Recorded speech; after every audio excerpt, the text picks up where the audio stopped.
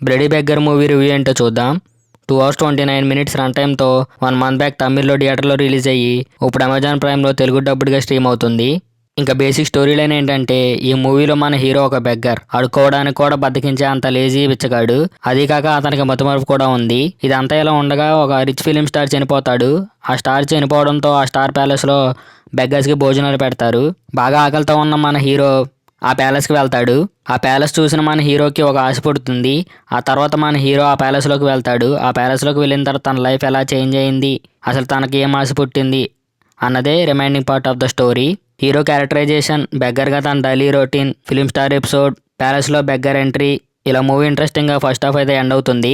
అదీ కాక మెయిన్గా బెగ్గర్గా కొన్ని కామెడీ సీన్స్, అదీ కాక కొన్ని ఎగ్జైటింగ్ సీన్స్ అయితే ఫస్ట్ హాఫ్ చాలా బాగుంది. ఆ తర్వాత మన హీరో ఈజీగా బెగ్గర్ నుంచి నార్మల్గా చేంజ్ అయిపోతాడు. ఆ ఫిలిం స్టార్ వార్స్లో చాలా క్యారెక్టర్ ఎంట్రీ ఇవ్వడం, ఆస్తుల గురించి మాట్లాడుకోవడం ఇవన్నీ లాజిక్లెస్గా ఉంటాయి. ఆ తర్వాత నుంచి మనం మూవీ చాలా ఈజీగా గెస్ చేస్తాం తర్వాత ఏం జరుగుతుంది అన్నది.